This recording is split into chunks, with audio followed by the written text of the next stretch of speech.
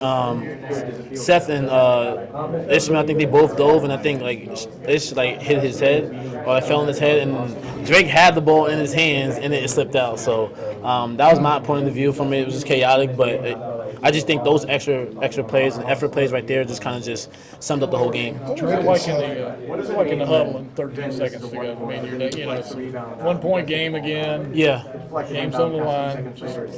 we were just saying, Being said there. just to get a stop, talk and communicate. HD was like, we're gonna get the stop right now. They're not gonna score, and that was our mindset going to that last possession with 13 seconds left. So it's like kind of a duel all Then you type have of the thing. loose ball. Then we had a loose You ball. got to do it again. Yeah, and I was trying to tell Seth and Drake to get up because they didn't have any more timeouts left. So with them laying on the floor, kind of give them a little bit of time to draw up a play. But I love the effort right there because that's what we need.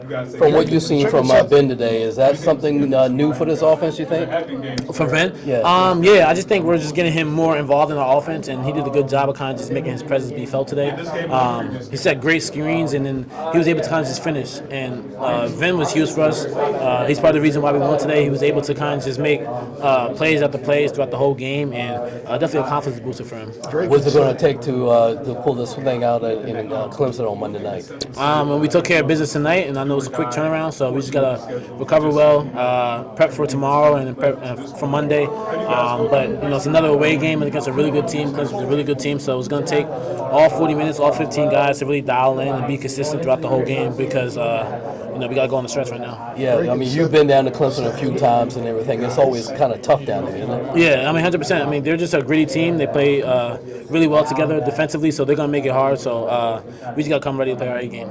Drake and Seth said you guys were not desperate, but you played like you were desperate, and it showed up in that last sequence. Would you agree with that? Yeah, 100%. How would you characterize the level of desperation where you guys are at right now? I mean, I think our desperation level is just more so just wanting to win and knowing what's at stake for us. We got maybe 8 or 7 games left in regular season, so we're just trying to make one last push. And one thing about this team is that we're not going to go down without a fight, and I think we're all clear on that. We have the same message, so our mindset is just to kind of just finish this year off strong and take it one game at a time, and that's the best way you can look at the schedule. And then you guys missed 2 front ends of 1-and-1 in 6 seconds. You put yourself in situations that have to have something really go your way, and it went your way. Yeah, I mean, I think that's what I said. I think if we just like nail biters at this point, we just like to feel the pressure and just kind of just let the game go back to a game winner. So, but I know it wasn't intentionally missed free throws. They looked good on my end, but sometimes the ball is just going. I don't know if you called him a rival, but Seth Trimble was saying we have a little bit of hatred for them given how the last few years have gone. You've been here longer than anybody.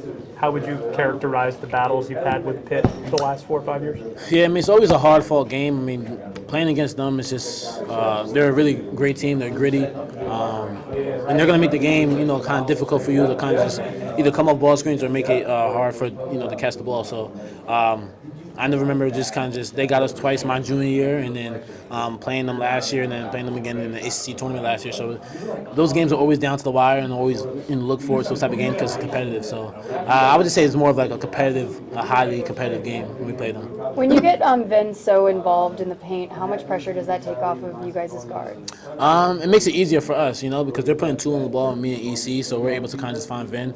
And he did a good job of kind of just making himself available. And that was one of the key emphasis because we knew Pitt switched 1 through 4, sometimes even 15. So we knew once they got a guard on Vin, kind of just punish him down in the paint.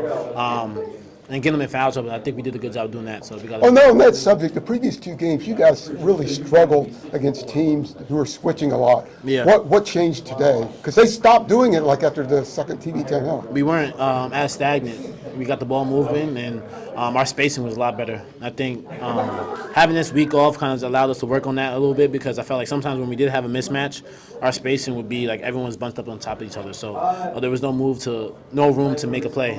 So our space was a lot better, and we was able to kind of just make the plays for either ourselves or for one another. RJ, it seems like you were shooting the ball better today, and same with Seth, and it seemed as if Elliott was dishing it better to you guys. Do you attribute that to the week off? How much did that play into that? I think it's just team basketball. I think that's one thing that we just been preaching, going from good to great shots. And I think a prime example is that the first half, I know we missed it. Seth missed the corner 3, but somebody drove baseline, hit Cade, and then hit me, and I hit Drake, and then hit Seth. So that was just like kind of just our message and our gist like throughout the whole week is kind of just play team basketball and play together. So that's what's been working. It worked tonight, so we're gonna keep going. Zach mentioned a little bit of hatred between you guys and Pitt. He said the coaching staff down to the players. Mentioned last year's ACC semifinal 2 years ago in the Smith Center. How would you describe that relationship? You guys have some close battles and some intense battles the past couple of years. I'll just say it's a highly competitive game. I mean, there's no hatred. I don't really, have any hatred for any team. It's just more so I just go out. Each game is just like they're the opponent, and I don't like them. So at the end of the day, it's another team that's on top of us for trying to win games. So that's how I look at it. RJ, what did Coach Davis say to you guys before the game? Because Trimble was saying it was a particularly impactful pregame speech. He was, just. I actually kind of like this one. It was actually a pretty good one. He was just talking about how in life you have either two choices, either react or respond. But he was like sometimes.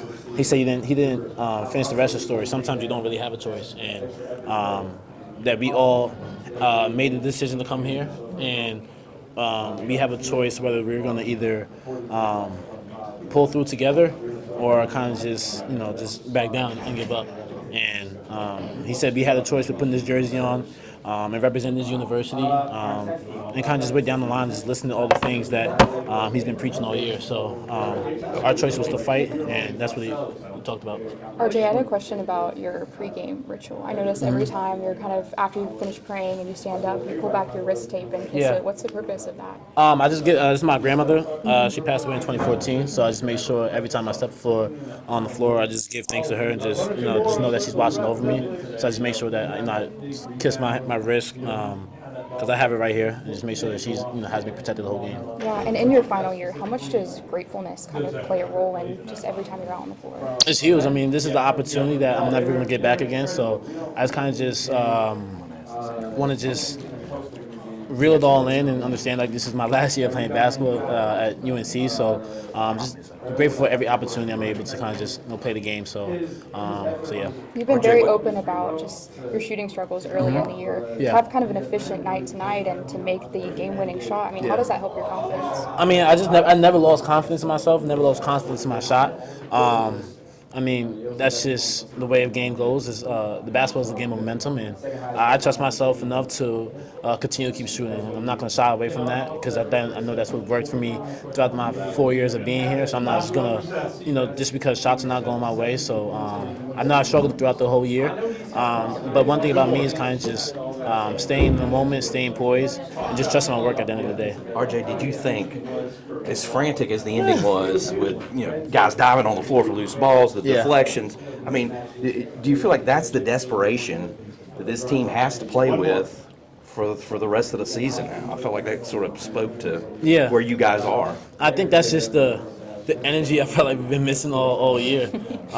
Just that example right there of Seth and Drake both diving for the ball kind of just shows you of, our energy and our mindset where we're at right now. Taking it one game at a time, but understanding what's at stake, and we got a couple of games left to make one last push.